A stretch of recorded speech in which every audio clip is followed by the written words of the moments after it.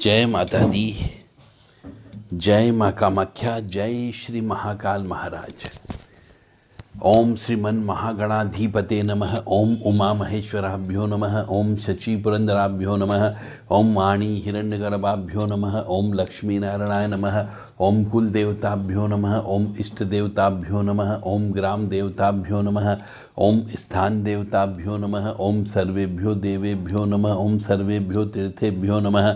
ओम सर्वेभ्यो ब्राह्मणेभ्यो नमः। ओम सर्वेभ्यो ऋषिभ्यो नमः। ओम सर्वेभ्यो सिद्धाय नमः।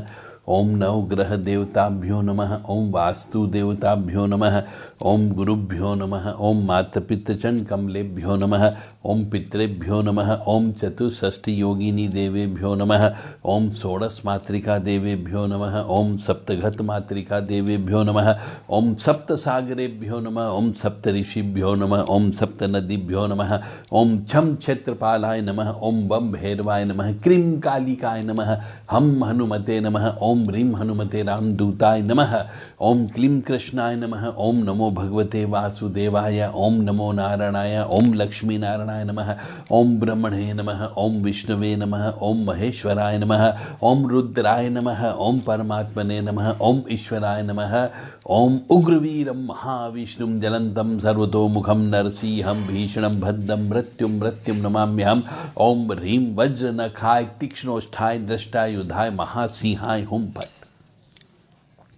देव राधा ट्रस्ट सत्यवाणी चैनल से आप टोने टोटके कैसे करें, कहाँ करें, किस समय करें, आज इस संबंध में हम चर्चा करेंगे। क्योंकि इस संबंध में बहुत दिनों से बहुत से मनुष्यों के फ़ोन आ रहे हैं, मैसेजेस आ रहे हैं, संदेश आ रहे हैं कि आप जो टोने टोटके बताते हो वो टोने टोटके कब करना चाहिए, किस समय करना चाहिए, कहाँ करना चाहिए। तो आज इस विषय पर हम विस्तृत चर्चा करेंगे ताकि आप जो टोने टोटके करते हो वो टोने टोटके सफल रहें और उसमें गलती किसी प्रकार की न हो। तो सर्वप्रथम आप यह गांठ बांध लें कि रिक्ता तिथि जो होती है उस रिक्ता तिथि में आपको टोने टोटके नहीं करना है। हमेशा ध्यान रखें, कोई सा भी टोटका करे, चाहे सात्विक टोटका करें या तामसिक टोटका करें, कभी भी रिक्ता तिथि के दिन टोना टोटका नहीं करना चाहिए। अब रिक्ता तिथि का मतलब हो गया चतुर्थी तिथि के दिन, नवमी तिथि के दिन, चतुर्दशी के दिन ये कोई भी उपाय नहीं करना चाहिए, चाहे ज्योतिषी उपाय हो चाहे तांत्रिक उपाय हो, क्योंकि ये खाली तिथियां मानी गई है। चतुर्थी तिथि, नवमी तिथि और चतुर्दशी तिथि, इसका टोने टोटके में और पूजा पाठ में हमारे ज्योतिष मुहूर्त के अनुसार, नक्षत्र के अनुसार इनका बहुत बड़ा महत्व होता है कि इन 3 तिथियों में कोई भी टोना टोटका नहीं करना चाहिए। रिक्ता तिथि होती है। तो सब ने नोट कर लिया होगा, ऐसा मैं मान करके चल रहा हूँ। चतुर्थी तिथि के दिन कोई टोटका नहीं करें, नवमी तिथि के दिन कोई टोटका नहीं करें, चतुर्दशी के दिन भी कोई भी टोटका नहीं करना है।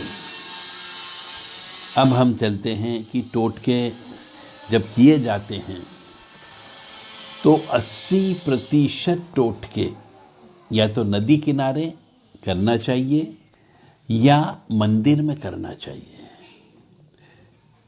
मंदिर में इसलिए करना चाहिए कि मंदिर जो है गुरु का घर कहलाता है और गुरु के सानिध्य में रह करके हम कोई भी पूजा पाठ करते हैं, टोना टोटका करते हैं या न किसी चीज़ का उतारा करते हैं तो वह सक्सेस होता है, क्योंकि वहाँ पे गुरु की ऊर्जा भी शामिल हो जाती है।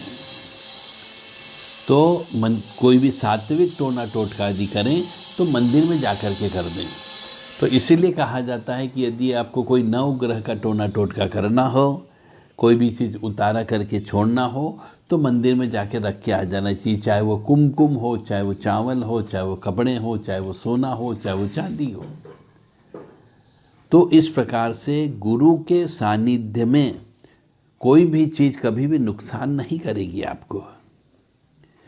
और एक बालक जो होता है वह बालक बच्चा हमेशा अपनी माँ की गोद को बहुत सुरक्षित मानता है, क्योंकि वह जानता है कि मेरे ऊपर कोई हाथ नहीं उठा सकता, मेरे ऊपर कोई उंगली नहीं उठा सकता।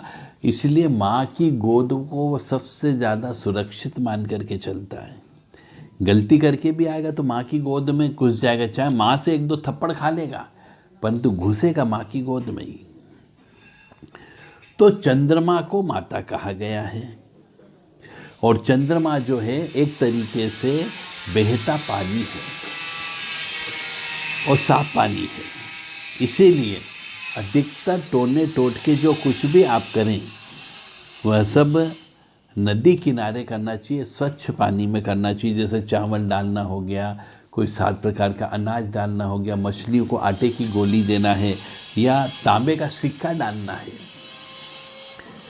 तो ऐसी कोई चीज़ जो खाने पीने की चीज़ से संबंधित है, जो जल के अंदर रहने वाले जीव जंतुओं के काम आने वाली है, तो उनको सबको बहते पानी में डालना चाहिए। बहता पानी हमेशा स्वच्छ होता है, तो इसलिए चंद्रमा को माता कहा गया है। तो माँ की गोद में और गुरु के सानिध्य में कोई भी टोना टोटका किया जाए वह सक्सेस होता है। तो मंदिर के परिसर में रह कर के भी आप कोई भी उतारा वगैरह करेंगे तो सक्सेस होगा। वहाँ यदि आप हवन करते हैं तो सक्सेस होगा। तो कोई भी धर्म स्थान होता है वह गुरु का घर होता है, और मंदिर को ऐसे भी गुरु ही कहा जाता है, क्योंकि वहाँ पर बृहस्पति का वास ज़्यादा होता है। तो अब मंदिर में यदि बहुत से व्यक्ति अपराधी भी चला जाता है तो वह भी गुरु के आगे सिर झुकाता है, और अच्छे व्यक्ति भी वहाँ पे जाकर के सिर झुकाते हैं। इसका मतलब यह कि कोई मनुष्य जो क्रूर किस्म का है वह व्यक्ति भी भगवान के आगे सिर झुकाता, भगवान को मानता है, नुकसान नहीं करता है। तो और नदी भी ऐसी चीज़ है, या माँ की गोद भी ऐसी है कि कोई भी क्रूर व्यक्ति भी होगा तो माँ के चरण स्पर्श अवश्य करता है। तो ये 2 जगह ऐसी है जहाँ पर माँ और गुरु का घर यानी मंदिर, वहाँ पर सभी व्यक्ति झुकते हैं। तो ऐसी जगह जाकर के यदि आप उपाय करते हो तो ये उपाय सक्सेस रहते हैं। परंतु ये उपाय आपको जो हमने बताया कि चतुर्थी तिथि, नवमी तिथि और चतुर्दशी के दिन बिल्कुल भी नहीं करना है।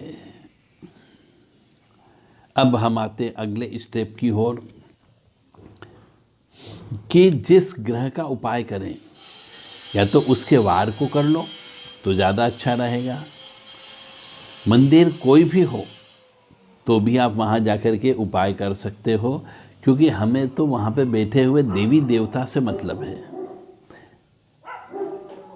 मतलब मंदिर में करोगे तो निश्चित तौर से गुरु जी की कृपा अवश्य प्राप्त होगी ही होगी। अगर आपके आसपास कोई मंदिर न हो और उपाय करना हो तो पीपल को भी गुरु माना गया है। पीपल के नीचे भी आप ये टोने टोटके करके छोड़ करके आ सकते हो। तो इस बात का अवश्य ध्यान रखें। और जब ये टोने टोटके करते हैं, जब तक कि कोई ऐसी प्रक्रिया होती है, कई बार बोलते हैं कि 21 दिन करो, 41 दिन करो, 1.25 महीना करो, 90 दिन करो, तो ऐसे समय पे, इन टोटकों के समय पे मनुष्य को अंडे का सेवन नहीं करना चाहिए, मांस का सेवन नहीं करना चाहिए, शराब का सेवन नहीं करना चाहिए, अपनी स्वयं की भी स्त्री के साथ संसर्ग नहीं करना चाहिए, और दूसरे की स्त्री के साथ तो बिल्कुल भी नहीं, बहुत दूर रहना चाहिए। तो ये मान करके चलें कि यदि आप टोने टोटके कर रहे हैं तो इन 2 जल जहाँ पर हो, बहता पानी हो, वहाँ पर करें या फिर किसी मंदिर में करें। और अभी मनुष्यों को, जो अधिकतर मनुष्यों को कष्ट की प्राप्ति जो हो रही वो इसी वजह से हो रही है कि वह आजकल बड़े इंग्लिशमैन बन गए हैं। उन्होंने अपनी मातृभाषा हिंदी को छोड़ दिया है, हिंदी में बात नहीं करते, बच्चे को भी इंग्लिश सिखा रहे हैं और इंग्लिश में ही बात करते। तो जो मनुष्य अपनी मातृभाषा को छोड़ करके दूसरी भाषा को अपनाता है और अपने बच्चियों के साथ उसी भाषा में बात करता है तो उसके ऊपर भी पितृदोष लग जाता है। अब आप कहेंगे भाषा से पितृदोष लगने का क्या संबंध है? तो वो भी मैं स्पष्ट कर देता हूँ आपको कि जो मातृभाषा बोली जाती है हमारे यहाँ पे, हर कंट्री में अपनी अपनी भाषा होती है और उस देश में रहने वाले मनुष्यों को उस भाषा का ज्ञान होना चाहिए। केवल भारत ही ऐसा देश है जहाँ पर हिंदी कम पढ़ते हैं लोग, बाग इंग्लिश मीडियम से पढ़ने लगते हैं तो इंग्लिश ऑप्शन होते हुए भी नहीं लेते हैं और उन्हें हिंदी का ज्ञान नहीं होता है। तो जो मातृभाषा है वह माँ का प्रतीक कहलाती है और जब हम अपनी मातृभाषा को ही भूल जाएंगे, उसकी प्रैक्टिस नहीं करते, उसको बोलते नहीं हैं, तो यहाँ पर मातृ दोष लग जाता है, माता का श्राप लग जाता है, चंद्रमा खराब हो जाता है। इसीलिए आजकल की कुंडलियाँ खराब हो रही हैं। और यदि हम गहराई में यदि जाएं इस तरफ कि एक तो हमने हमारी पुश्तैनी जो परंपरा थी उस पुश्तैनी परंपरा को भी छोड़ दिया। उन पहले जो पूजा पाठ जप तप हुआ करता था, कुल देवी देवता के वहाँ पर जाते थे, तो ये सब हमने परंपरा छोड़ने से भी, हम इंग्लिशमैन बनने से भी, यानी हमने अपनी मातृभूमि को छोड़ दिया है ना। अब मातृभूमि को आपने यदि छोड़ दिया है तो उस अवस्था में पितृदोष की उत्पत्ति तो होगी ही होगी। यानी परंपरा का बहुत बड़ा हिस्सा यदि छोड़ते हैं तो आप अपनी जड़ को भूल जाते हैं, जो एक मातृ का ऋण होता है। यानी भाषा को बदलना और स्थान ही छोड़ देना, तो ये माता का एक बहुत बड़ा कर्ज आपके ऊपर चढ़ जाता है, जिसकी वजह से आपको पितृदोष की लगना प्रारंभ हो जाता है। तो ऐसी अवस्था में मनुष्य को मंदिर जाना चाहिए, पीपल को पानी चढ़ाना चाहिए, पीने की वस्तु को दान देना चाहिए और मंदिर के में जब भी जाएं तो प्रसाद लेकर के जाएं और प्रसाद को घर लेकर के नहीं आना है। तो ये उपाय करने से हमेशा आपका फ़ायदा ही फ़ायदा होगा। खाने पीने में ज़्यादा ऊर्जा होती है और पूरा खेल जो है ऊर्जा से संबंधित होता है। तो हर मनुष्य को अपने जीवन में ऊर्जा का ही प्रयोग करते हुए जीवन में सुख, समृद्धि और शांति प्राप्त करनी चाहिए। जय माता दी, जय माँ कामाख्या, जय श्री महाकाल महाराज। एक उदाहरण और याद आ गया, वो और दे देता हूँ कि हम यदि किसी अच्छी चीज़ को खाते हैं, पंचमेवे को खाते हैं, मिठाई को खाते हैं, घी को खाते हैं, अच्छा खाना खाते हैं, तो हमारे शरीर में ताकत रहती, क्योंकि ऊर्जा मिलती है। हमारे शरीर के में चेहरे पर तेज रहता है, वह ऊर्जा का प्रतीक होता है। अच्छा भोजन करने से चेहरे पर चमक आती है। यदि आप यही चेहरे की चमक या ऊर्जा क्रीम लगाने से आपको ऊर्जा प्राप्त नहीं होगी। जो बाजार में क्रीम मिलती है उसके लिए भी आप पैसा खर्च करोगे। तो इस तरीके से खाने की वस्तु आपके जीवन में ज़्यादा प्रभावशाली होती है। इसलिए खाने की वस्तु का दान करना चाहिए और किसी न किसी व्यक्ति के शरीर में अवश्य जाएगी। तो जहाँ ऊर्जा पैदा होगी वहाँ से आपको पुण्य अवश्य प्राप्त होगा। तो इसीलिए कहा गया है कि अन्नदान महादान होता है। जय माता दी, जय माँ कामाख्या, जय श्री महाकाल महाराज।